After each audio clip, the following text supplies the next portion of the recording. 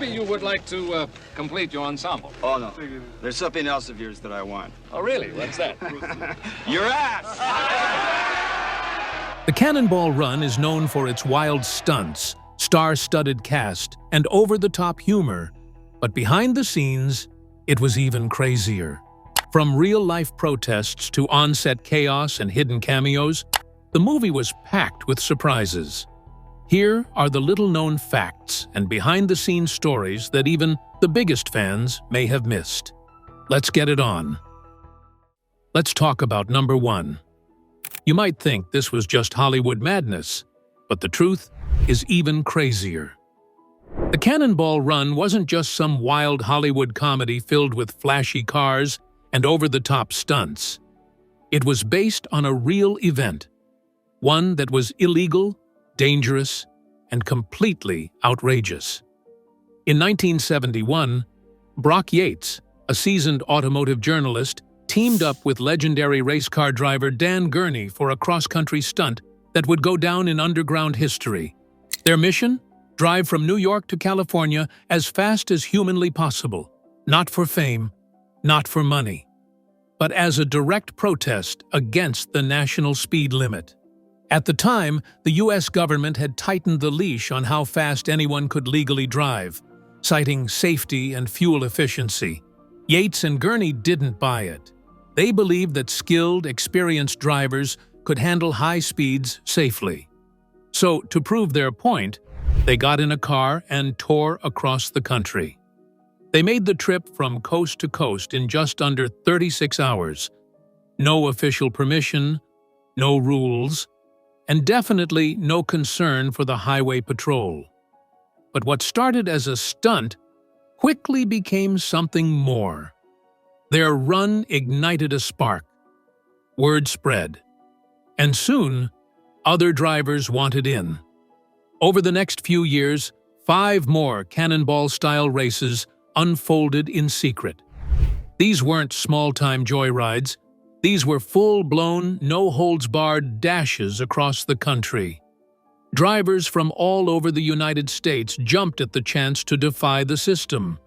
Some showed up with exotic Ferraris and souped-up muscle cars, ready to test the limits of their engines and the law.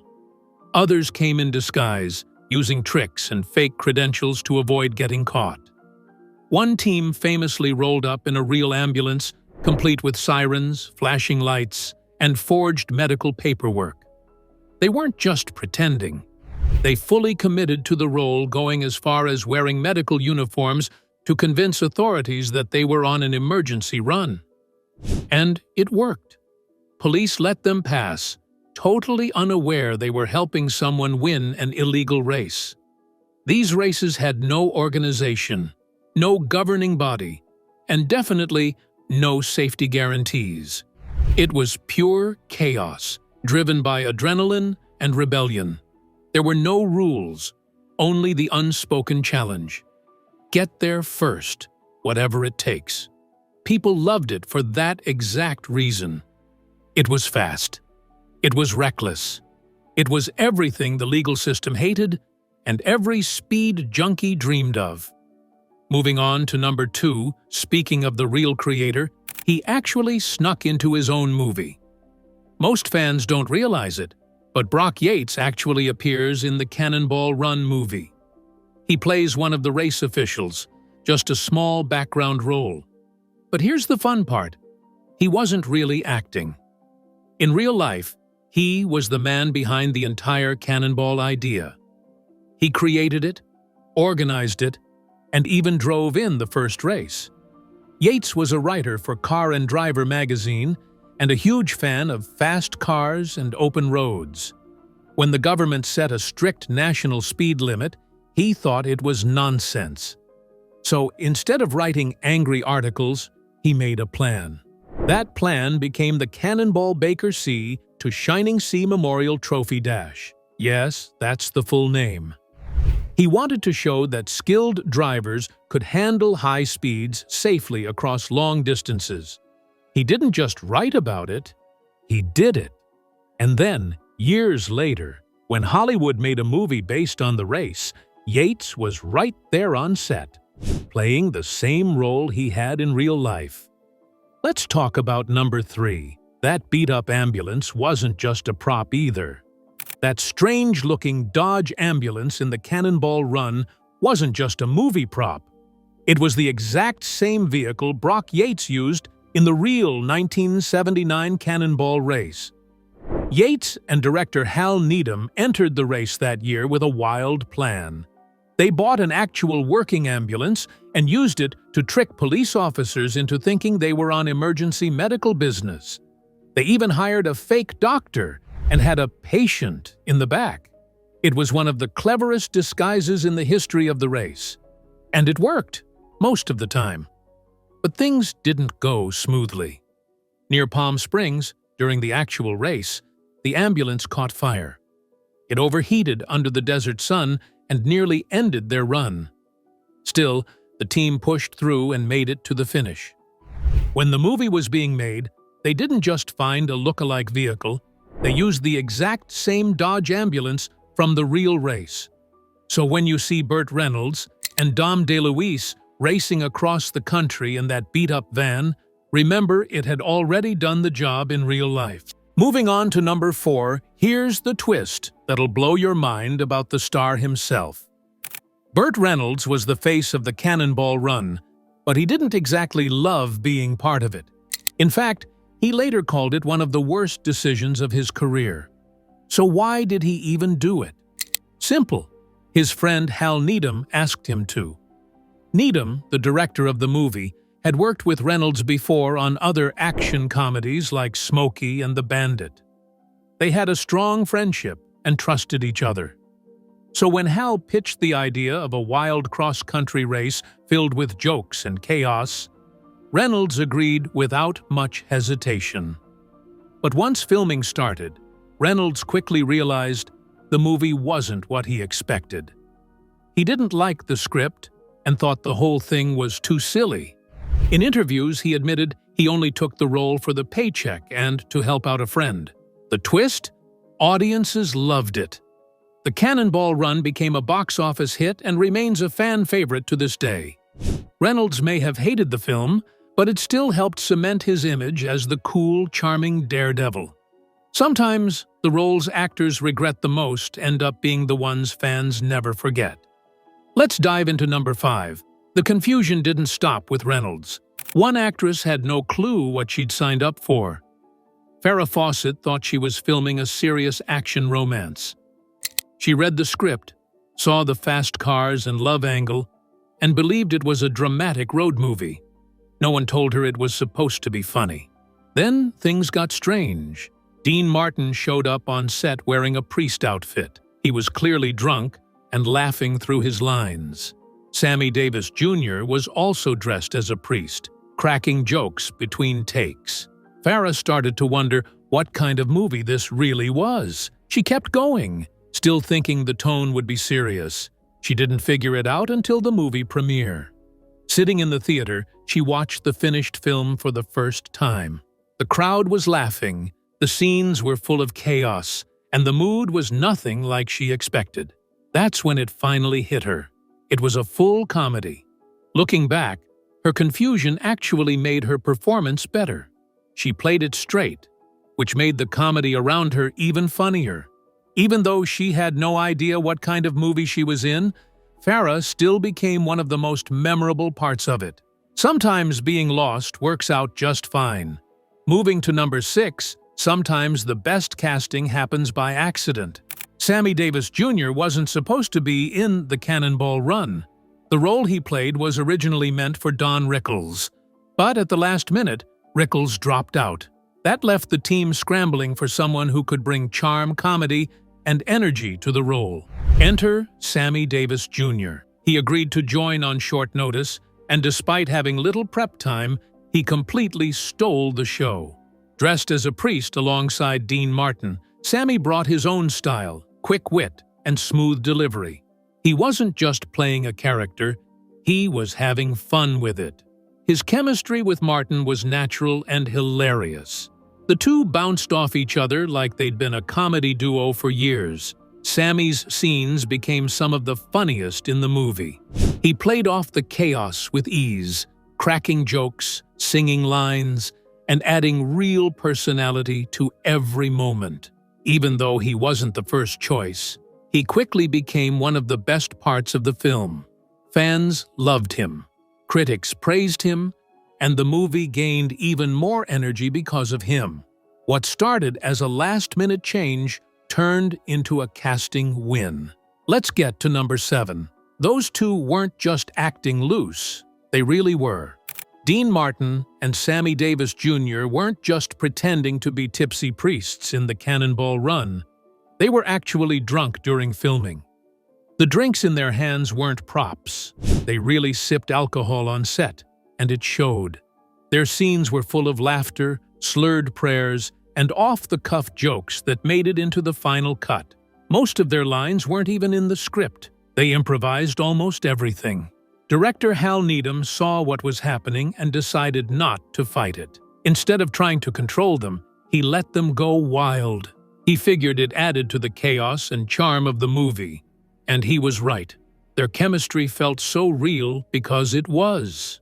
Years of friendship and partying together gave them a natural rhythm. When Dean slurred a line or Sammy burst into laughter, the crew just kept rolling. The result was some of the funniest and most memorable scenes in the film. It's rare for actors to be that loose on camera and still be so good. But for Dean and Sammy, it worked. Their real-life fun turned into movie magic. What could have been a mess turned out to be comedy gold. Moving on to number 8, playing James Bond came with rules. Moore learned the hard way. He drove flashy cars, flirted with women, and acted like a suave secret agent. The joke? He wasn't really Bond, just a rich guy pretending to be. It was a funny spoof, and fans loved it. But one group definitely didn't find it funny: MGM Studios. At the time, Roger Moore was the official James Bond, starring in major 007 films.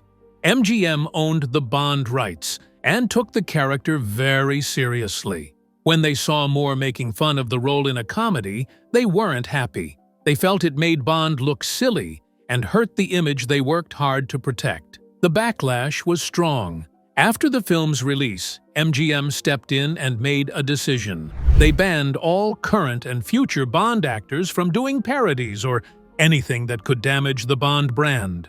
Moore's role in the Cannonball Run ended up changing the rules for everyone who followed him.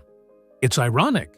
A light-hearted role meant as a joke caused real trouble behind the scenes. Moore had fun with it, but the studio wasn't laughing, and they made sure it wouldn't happen again. Let's talk about number 9. Not every behind-the-scenes story has a happy ending. During the filming of the Cannonball Run, a stunt went horribly wrong and changed the film industry forever. Stuntwoman Heidi von Belts was riding in an Aston Martin during a high-speed scene. The car had mechanical problems, but the stunt went ahead anyway. There were no proper seatbelts installed. When the car crashed into a van, Heidi was thrown forward and suffered a broken neck. The accident left her paralyzed for life. At just 24 years old, Heidi's career and future were destroyed. The crash shocked everyone in the industry. It revealed just how little attention was given to safety on stunt sets at the time. Many stunt vehicles didn't even have basic protections. After the accident, Hollywood finally started to take safety more seriously. One major change came quickly. Seatbelts became mandatory in all stunt vehicles. Studios also began doing more safety checks and listening to stunt coordinators' warnings. Heidi's tragic accident forced the industry to protect its performers better. While the Cannonball Run was meant to be a fun and wild movie, this behind-the-scenes moment left a permanent mark. Heidi's story became a turning point, and her pain led to life-saving changes in Hollywood. Moving to number 10, Hollywood's treatment of its future superstar was pretty awful. Jackie Chan made his American film debut in the Cannonball Run, but it didn't go the way he expected. He played a high-tech racer in a Japanese car, showing off his signature martial arts moves. But when the film was edited, many of his best action scenes were cut. The reason? They were considered too intense for a light comedy. Instead of letting Jackie shine, the film watered down what made him special. But the worst part came during the credits. Jackie, a proud Chinese actor, was listed as Japanese. It wasn't just a simple mistake. It showed how little care Hollywood gave to Asian representation at the time. Jackie was frustrated, but he didn't walk away. He saw it as motivation. The experience pushed him to take control of his career. He decided to break into Hollywood on his own terms, with films that let him blend action and comedy his way. Years later, movies like Rumble in the Bronx and Rush Hour turned him into a global star. The Cannonball Run didn't treat him right, but it gave him the push he needed. That miscredit ended up being the start of something much bigger. Let's dive into number 11. You'd never guess how little planning went into this movie. The Cannonball Run may look like a wild but carefully planned comedy, but behind the scenes, it was chaos. The script was barely there. Scenes were often written or changed just minutes before shooting. Writers would scribble new lines in the parking lot, hand them to the actors, and start rolling. Farrah Fawcett later admitted she never saw a full script. She was given pages here and there, sometimes not even knowing what the next scene was about.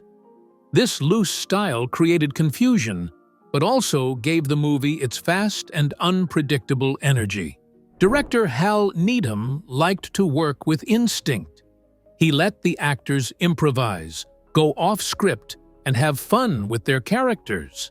With a cast full of comedians and big personalities, this approach led to plenty of hilarious moments, but also plenty of chaos. The movie feels like a party on wheels, and that's exactly what it was. While most films follow a strict shooting plan, the Cannonball Run relied on quick thinking, last-minute changes, and pure luck.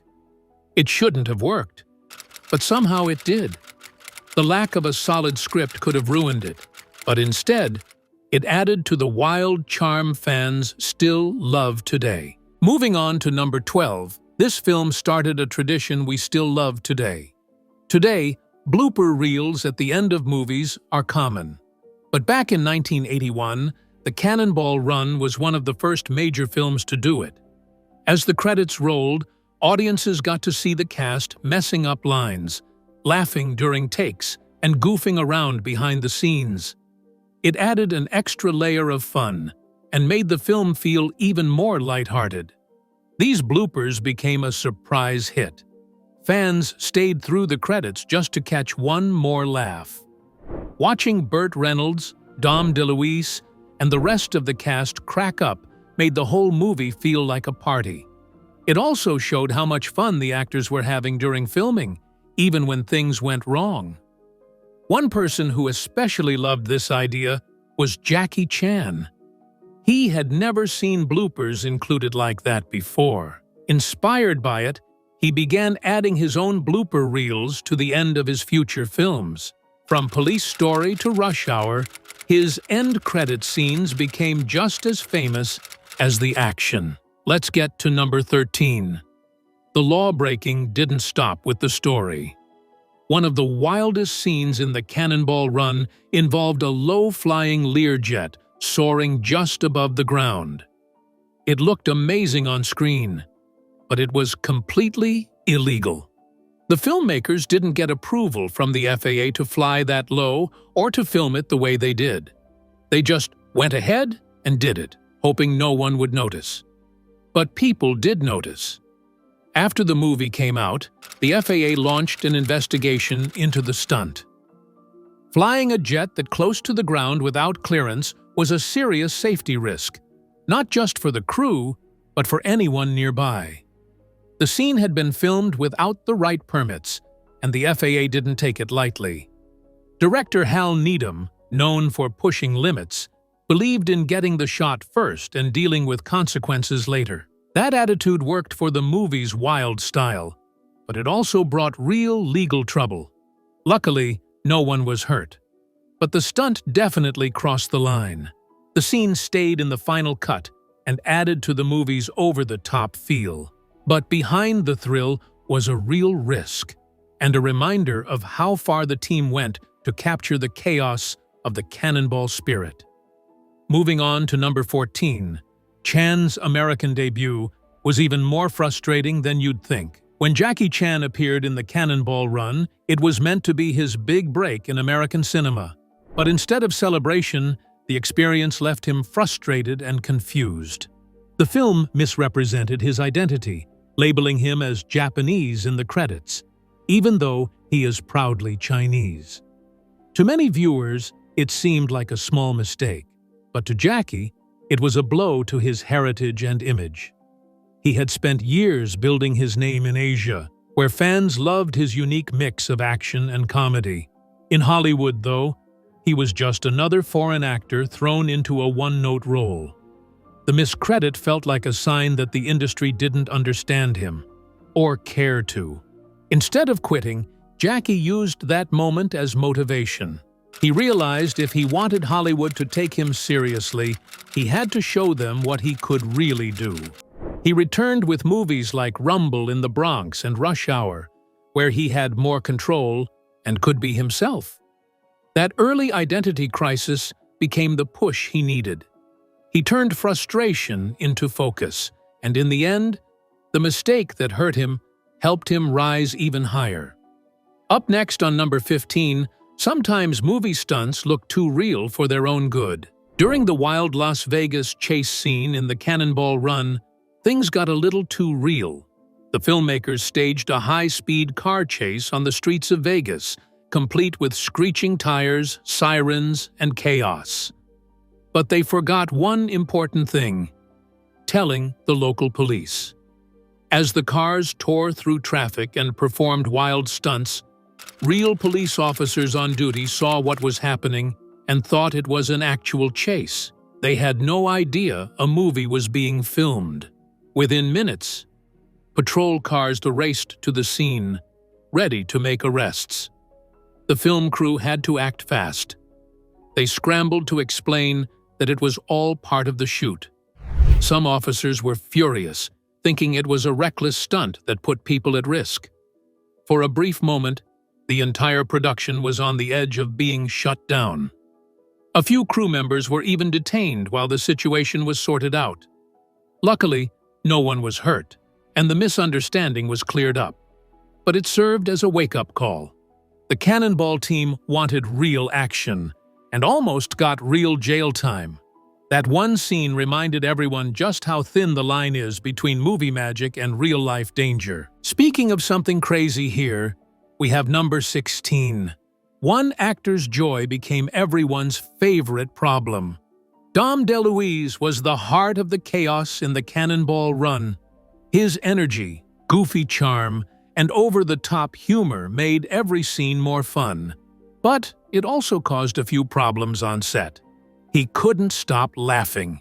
Every time a scene got too silly or Burt Reynolds threw in a quick joke, Dom would break character and start giggling. In the film world, this is called corpsing, and Dom did it constantly. The crew found it hilarious, but it made filming tough. Burt Reynolds, who played it cool most of the time, would often roll his eyes at Dom's fits of laughter. Sometimes those eye rolls were real, not part of the script.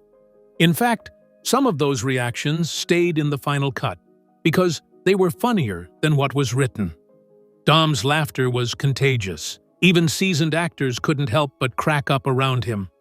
Scenes would fall apart, takes had to be redone, and the set turned into a comedy club. But no one minded too much. His joy was real, and it brought a natural charm to the movie. Next up, number 17, this movie's influence reached far beyond the big screen. The Cannonball Run didn't just leave a mark on movies, it also helped shape video game history. Its wild, cross-country racing style and rebellious energy inspired one of the most legendary arcade games of the 1980s. Outrun. Released in 1986 by Sega, Outrun became an instant hit.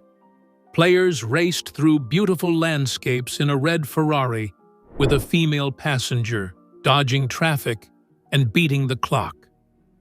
Sound familiar? The game didn't copy the movie directly, but its spirit was the same. Fast cars, open roads, and total freedom. Just like in the Cannonball Run, it wasn't about strict racing rules. It was about the thrill of the ride. Game designer Yu Suzuki even said he wanted Outrun to feel like a road trip adventure, not just a race. The idea of speeding across highways with style, humor, and a bit of chaos came straight from the mood the Cannonball Run created. While the movie was full of comedy and stunts, and the game focused on arcade action, both shared the same love for speed and fun. The Cannonball Run may not be a video game, but without it, we might never have gotten the high-speed joy of Outrun. Moving along to number 18, even the people making the movie couldn't tell who was who. Burt Reynolds had one of the most iconic faces in Hollywood, but on the set of the Cannonball Run, even the producers were fooled by his stunt double. Roy Tatum, who had worked with Reynolds before, stood in for many of the movie's driving and action scenes. But Tatum didn't just match Reynolds in build. He looked so much like him that people couldn't tell them apart. In fact, Tatum had a small acting role in the film too. He played a police officer in one scene dressed in full uniform. When some crew members saw him walking around set, they actually thought he was Burt in costume. Even the producers were momentarily confused. The resemblance was so strong that Tatum could walk past extras and crew without raising any questions. It wasn't just about looks, though. Tatum had Reynolds' mannerisms and swagger down perfectly. When the real Reynolds wasn't around, Tatum's presence kept the scenes moving. In a movie full of wild characters and chaos, it's funny to think that one of the most convincing performances came from someone pretending to be someone else, twice. Next, we have number 19. Talk about putting your money where your mouth is. Hal Needm wasn't your average director. Known for his background as a stuntman, he believed in making movies with real action and real risks. So when it came time to shoot the Cannonball Run, he didn't just use studio cars. He offered up his own personal Ferrari 308 GTS for the film. Yes, the sleek red sports car seen speeding through scenes actually belonged to him. Needm knew what he was doing. He wanted authentic driving footage, and he trusted his stunt team to handle it. Still, letting actors and stunt drivers race and slide around in a car worth a fortune wasn't exactly a safe bet. At one point, the Ferrari was nearly wrecked during a high-speed take and everyone held their breath. But for Hal, it was worth it. He believed the film needed real energy, not just movie tricks. The risk gave the movie a raw, unpolished edge that fans loved. Most directors would never hand over their personal car for a stunt-filled comedy. But Needm wasn't most directors. His Ferrari survived just enough to make it to the end of filming. It became part of the movie's legend and proved that Hal was always willing to put skin and steel in the game. On number 20, studio executives saw something special before anyone else did.